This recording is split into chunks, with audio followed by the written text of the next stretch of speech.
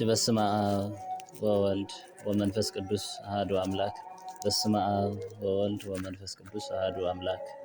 በስመ አብ ወወልድ ወመንፈስ ቅዱስ አሐዱ አምላክ አሜን። በክርስቶስ ክርስቲያን በወልድ ውሉድ በመንፈስ ቅዱስ መንፈሳውያን ተባሂልኩም ትጽውዑ ናይ ልዑል እግዚአብሔር አምላክና ቤተሰብ ናይ ኑና ናይ ቅድስተ ቅዱሳን ናይ አምላክ ናይ ወላዲት አምላክ ናይ ሓደራ ናይ ቃል ኪዳን ደቂ እስከ ዓሞት ብዘፍቀረና ብዝፈተወና አምላክና ጎይታና መድኃኒትና ኢየሱስ ክርስቶስ ፍጹም ሰላምን ፍቅርን እንዳሕና ደቀኒኻትኩም እንዳሕና ደመጺኻትኩም አሜን። አምላክና እግዚአብሔር ናብ ዝዕለት ናብ ሰዓት ዘብጽሐና ስሙ ዝተኸበረን ዝተመስገነን ይኹን። ከም አምላክና ቅዱስ እግዚአብሔር ፈቃድ ኣብዚ ዮሐንስ ወንጌል ምዕራፍ 2 ካብ ቁጽሪ 16 ዘሎ ቃል ልዒልና ክንመሃር ኢና። አምላክና እግዚአብሔር ከምህረና ቅዱስ ፈቃድ ይኹነልና። ከም ዝፍለጥ ኣብ ዓብይ ጾም ካብ ዘለዋ ሰናብቲ ታሳልሰይቲ ሰሙን ምኩራብ ትበሃል። ቅዱስ ያሬድ ኣብ ጾመ ድጉኡ ዘሎ ምስጋና ክገልጸልና ተሎ ከምዚ ኢሉ ይገልጾ። ቦአ ኢየሱስ ምኩራብ አይሁድ፣ ኢየሱስ ክርስቶስ ናብ ናይ አይሁድ ምኩራብ ኣተወ ወመሃረ ቃል ሃይማኖት እንዘ ይብል ናይ ሃይማኖት ቃል ድማ ከምዚ ክብል ኣምሃረ ምጽዋት አበድር መስዋዕት ካብ መስዋዕት ምጽዋት እየዝመርጽ ካብ መስዋዕት ምጽዋት ይመርጽ እናበለ ኣብ ምኩራባት አይሁድ እናኣተወ ጎይታና መድኃኒትና ኢየሱስ ክርስቶስ ከም ዘምሃረ ይነግረና።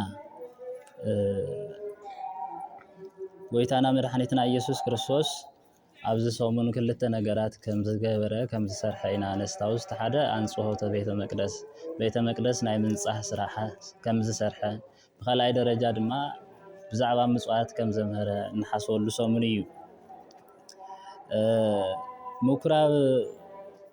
ምኩራብ ማለት ያው ኮረበ ዝብል ካብ ናይ ግእዝ ቃል ዝመጽእ እዩ። ኩምባ ዝመስል ጠረን ዝመስል ህንፃ፣ ዓብይ ህንፃ ሰቀላማ ዓይነት ህንፃ እዩ ምኩራብ።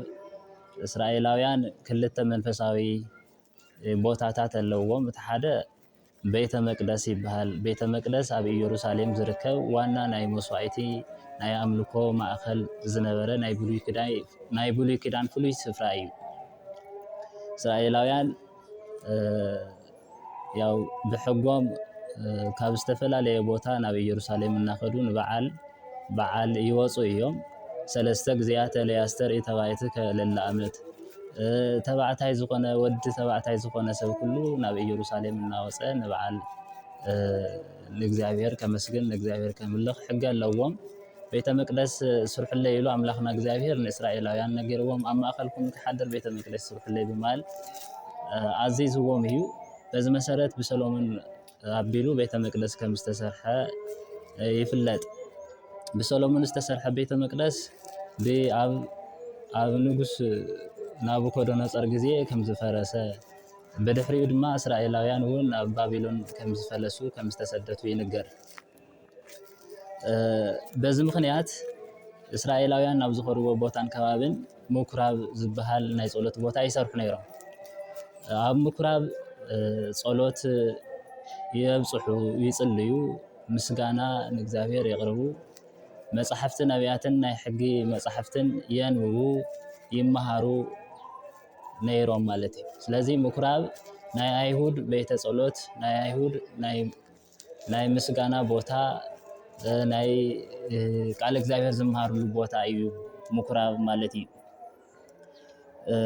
ጎይታና መድኃኒትና ኢየሱስ ክርስቶስ እውን ፍጹም ሰብ ፍጹም አምላክ ኮይኑ ኣብ ዝተገለጸ ጊዜ ካብ ንእሽነቱ ጊዜ ጀሚሩ ናብ ኢየሩሳሌም እናወፀ ኣብ ምኩራባት አይሁድ እናተረኸበ የምህር ከም ዝነበረ ቅዱሳት መጻሕፍቲ ይነግሩና። ኣብዚ ሉቃስ ወንጌል ምዕራፍ 4 ካብ ቁጽሪ 16 ጀሚሩ ናብታ ዝዓበየላ ናዝሬት ድማ መፀ። ኣብኡ ድማ ከምቲ ዘልመዶ ከምቲ ልማዱ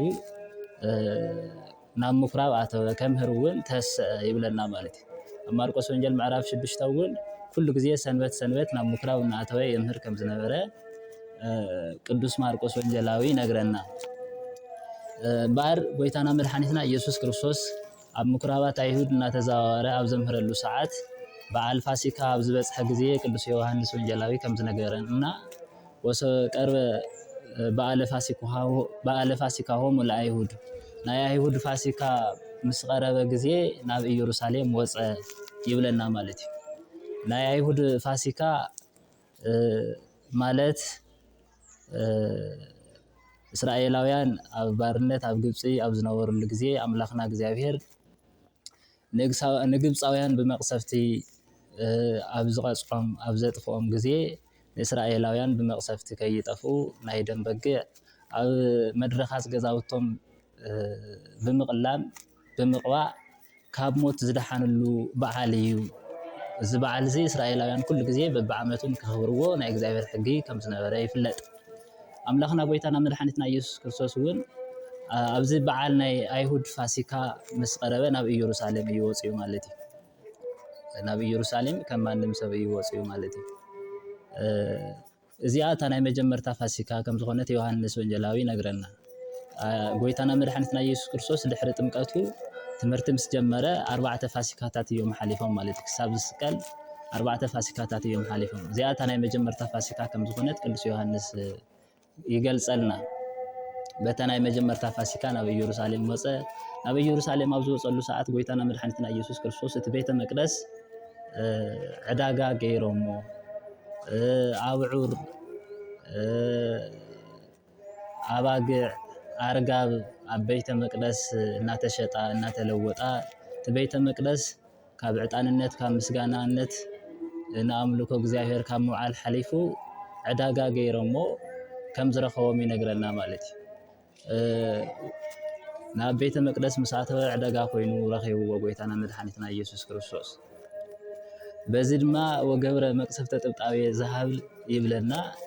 ናይ ጭጉራፍ ገመድ ናይ ሃብሊ ገመድ ብምድላው ነቶም እንስሳት ካብ ቤተ መቅደስ ክወፁ ከም ዝሰጎጎም ይነግረና።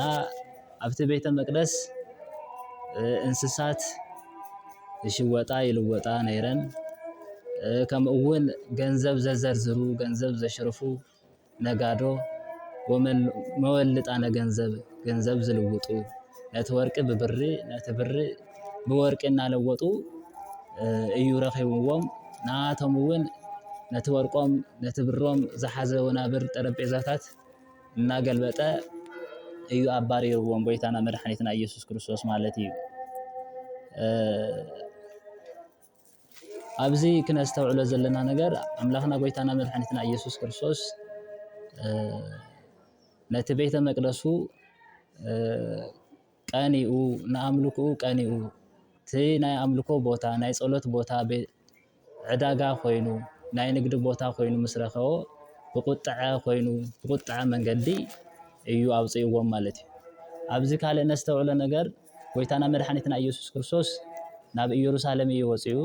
ናብ ኢየሩሳሌም ወፂኡ ድማ ነቲ ብኢየሩሳሌም ዝምሰል ናይ ሰላም ዝኾነ መስቀል ተሰቂሉ ንዓለም ዘድሕነሉ ሰዓት እውን ይቐርብ ከም ዝነበረ ተርእየና ከሎ እዩ ማለት እዩ። ናይ እንስሳት መጽዋዕቲ ሓሊፉ ኣማናዊ ዝኾነ መስዋዕቲ ወልደ እግዚአብሔር ንዓለም ድሕነት ከም ዝመፀ ተኣማናዊ ዝኾነ መስዋዕቲ ኣነ እየ ድሕሪ ሕዚ ናይ እንስሳት መስዋዕቲ ኣየድልን ብምባል ነቶም እንስሳት ካብ ቤተ መቅደስ ከወፁ ገይርዎም ማለት እዩ። ቅዱስ ዮሃንስ ከም ዝነገረና ነዋ በጊዕ ለእግዚአብሔር ዘየኣትት ወያሰስል ኃጢአት ዓለም። እንሆ እቲ ናይ ዓለም ኃጢአት ዘወግድ ካብ ዓለም ኃጢአት ዘነጽህ ኣማናዊ በጊዕ ወልደ እግዚአብሔር ኢሉ ከም ዝነገረና ኣማናዊ በጊዕ ኣማናዊ መስዋዕቲ ኣነ እየ ክብለና ከሎ ጎይታና መድሓኒትና ኢየሱስ ክርስቶስ ነዞም እንስሳት ሰጉጉዎም ይብለና ማለት እዩ። ካልእ ያው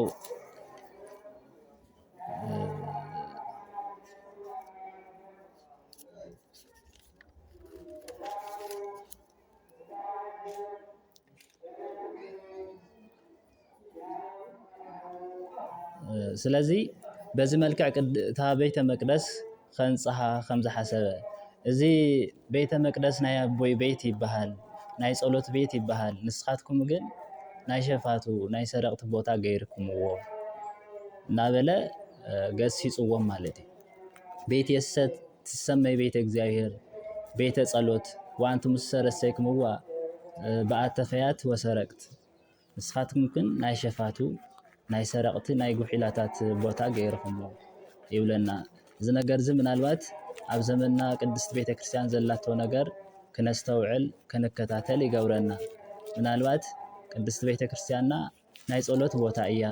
ኣማናዊ ስግኡ ኣማናዊ ደሙ ዝፍተተላ ቤተክርስቲያን እያ። ናይ ምሕረት ቦታ እያ።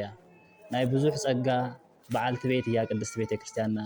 ብሓጢያት ዝደኸሙ ሰባት ናብ ኣመጺኦም ዝዓርፉላ ብስጋን ብነፍስን እንጥቀመላ ቦታ እያ። እንተኾነ ግና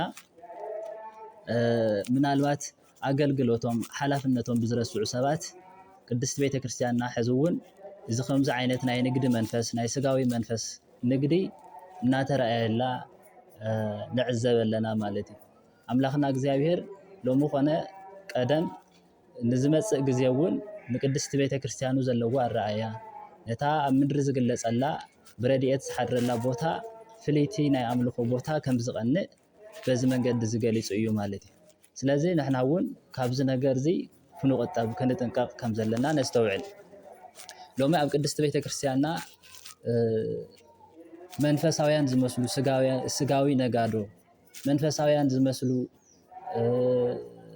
ሰባት ግን ድማ መንፈሳውያን ዘይኮኑ ዋና ዓላምኦም ስጋዊ ጉዳይና ስጋዊ ጉዳይ ዝኾነ ነገር ዘራምዱ ዘስፋሕፍሑ ሰባት ዝበዝሑላ ዘለውዋ እያ ትኸውን ዘላ ማለት እዩ። ስለዚ ኣምላኽና እግዚአብሔር ቀናይ ኣምላኽ እዩ። ብሓቂ ዝፈርድ እዩ።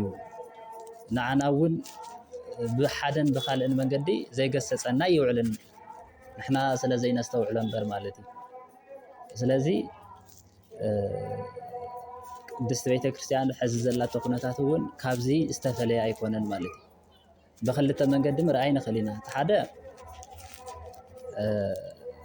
በተለይ ኣብ ዓበይቲ ዓመታዊ በዓላት ዝረአዩ ኣብ ቅጽሪ ቤተክርስቲያን ከባቢ ምስትውዓል ንኽእል ኢና ማለት እዩ። ብዙሕ ሰብ ካብ ርሑቕን ቀረባን መጺኡ ንኽጽሊ ካብ ብዙሕ ዓለም ዝመጸ ሰብ እስካዕ ዝርበሽ እዚ ግዝኡ እናበሉ ኣብ ቅጽሪ ቤተክርስቲያን ጸሎት ናይ ምእመናን ዝዓንቅፉ ብዙሓት እዮም። ሓደ በዚ መንገዲ እዚ ክንሪኦ ንኽእል ኢና ማለት እዩ። ነስተውዕሎ ዘለና ነገር እዩ ማለት። ካልኣይ ድማ በቲ ኣገልግሎት ደረጃ እንተሪእና ብዙሓት ሰባት ተማሂሮም ኣብ ዝግባእ መዓልሎም ከይውዕሉ ኣብ ኣገልግሎት ከይሳተፉ ከየገልግሉ ገንዘብ ይሕተቱ፣ ዘመድ ይሕተቱ። ብሰብ ኮይኑ ኩሉ መንፈሳዊ ኣገልግሎት ዘመድ ተዘይሃልዩካ ገንዘብ ተዘይሃልዩካ ዘይተገልግለሉ ዘመን ዘይትሰብከሉ ዘመን ሓላፍነትካ መንፈሳዊ ሓላፍነትካ ዘይትዋፀሉ ግዜ እዩ ኮይኑ ዘሎ ማለት እዩ። እሞ ካብዚ ዝዓቢ ንግዲ ደሎ እዩ። ካብዚ ዝዓቢ ስርቂ ደሎ እዩ። ካብዚ ዝዓቢ ውንብድና ደሎ እዩ ማለት እዩ። የለን ተማሂርካ ቤተክርስቲያን ኣብ ክንዲ ቦታ ተትሕዘካ ዘርእኻን ዘመድካን ዝቆጽሩ ሓለፍቲ ኣገልገልቲ ኣብ ቤተክርስቲያን ተመሲጎም ብዙሓት መምህራን ብዙሓት ሊቃውንቲ ይንገላትዑ እዮም ማለት እዩ። ስለዚ እዚ ሓደ ናይቲ ውንብድና ናይ ኣካል እዩ። ናይ ስርቆት ኣካል እዩ። ናይ ሽፍትነት ኣካል እዩ።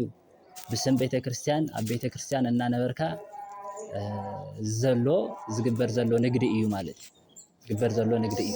ብዙሕ ገንዘብ ተሓትት ብዙሕ ገንዘብ ኣምጽእ ትበሃል ዓዲ ካበይ እዩ ናይ መን ዘመድ ኢኻ እናተበልካ ትሕተት ኮይንካ እዚ ንግዲ እዩ፣ ዘመናዊ ንግዲ እዩ ማለት እዩ።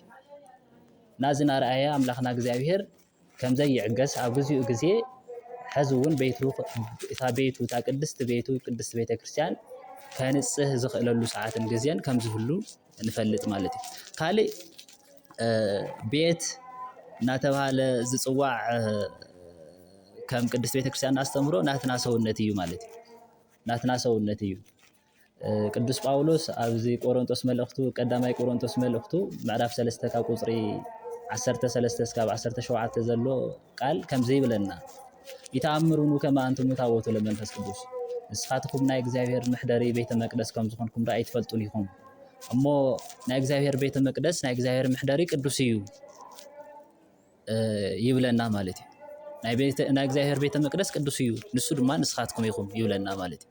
ናትና ሰውነት ሎሚ ከመይ እዩ ዘሎ? እንታይ ኢና ነገልግሎ ከመይ እዩ ዘሎ ሰውነትና? መንፈሳዊ ህይወትና ከመይ እዩ ዘሎ ናይ ብዙሓት ኃጢአት መራገፊ ኮይኑ ኣምላኽና እግዚአብሔር ብመንፈስ ዝሓድረና ሰባት ኣጋንንት እናረገጹና ብኣጋንንት እናተመራሕና ካብ እግዚአብሔር ዝረሓቕናሉ ዘመን ሕዚ እዩ። ስለዚ ናትና ሰውነት እውን ናይ ኃጢአት መመሸጊ ቦታ እዩ ኮይኑ ዘሎ ማለት እዩ። ብኃጢአት ረኺስና ኢና ዘለና ማለት እዩ እና እቲ ዝዓበየ ቤተ መቅደስ እግዚአብሔር ሰብ ንእግዚአብሔር ንከምልኽ ዝተፈጠረ ሰብ ሕዚ ኃጢአት ተቆጻጺሩና ኃጢአት የሸንፈና ኣሎ እና ካብ ኃጢአት ክንነጽህ ናብ ንስሓ ክንመጽእ ኣብዚ ጾምዚ ናይ ኣምላኽና ስጉኡን ደሙን ክንቕበል ንኣምላኽና ድማ ፍጹም ቅዱስ ምሕደሪ ክንኸውን ይግባእ ማለት እዩ። ኣምላኽና እግዚአብሔር በዚ ንባብ በዚ ሰሙን ዝመኽረና ዝነግረና ቃል እዚ እዩ። ብሓፈሻ ኣብዚ ሰሙን ካብቶም ናይ ኣይሁድ ጸሓፍቲ ካብቶም ናይ ኣይሁድ መምህራን ካብቶም ናይ ኣይሁድ ካህናት መገልገልቲ ንርድኦ ነገር እንተሃለወታ እዩ እቲ ቤተ መቅደስ ዕዳጋ ዝገበርዎ ንባዕሎም ይጠቕሞም ስለ ዝነበረ እዩ ካብኡ ዝጥቀሙ ስለ ዝነበሩ እዩ ማለት እዩ። እናረኣይዎ ዕዳጋ ኮይኑ እናረኣይዎ እናሰምዑ ግን ድማ ናይቲ ንግዲ ተጠቀምቲ ስለ ዝነበሩ ሱቕ ምባል እዮም መሪጾም ማለት እዩ።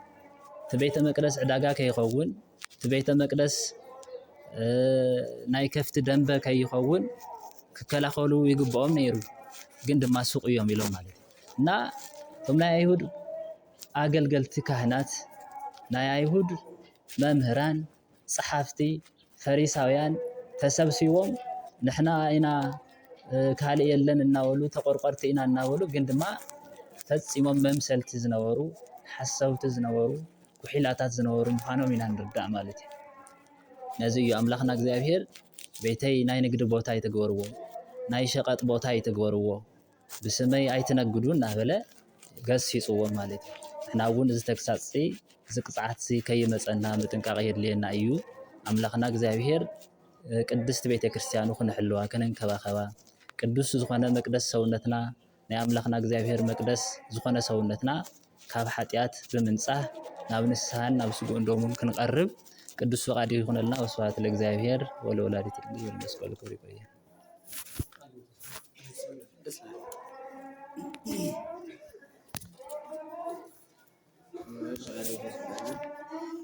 Acerta